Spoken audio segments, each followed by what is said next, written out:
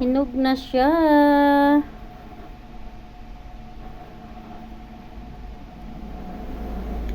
Ayan. Alam nyo guys, nung bata ako, hindi ko kinakain to kasi mayroon siyang aftertaste. Pero, napakarami palang benepisyo nito sa katawan natin. Kaya pinag-aralan ko siyang kainin. Look at that guys.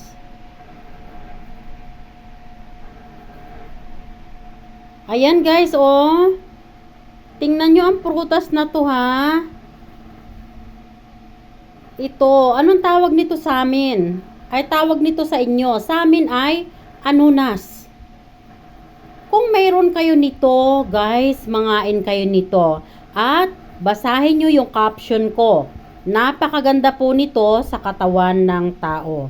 Napakaraming benepisyo at napakaraming tinatanggal na sakit.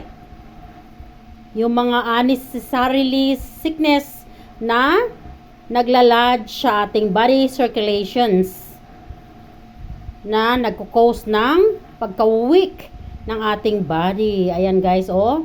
Hinog na siya. Ayan, kainin natin.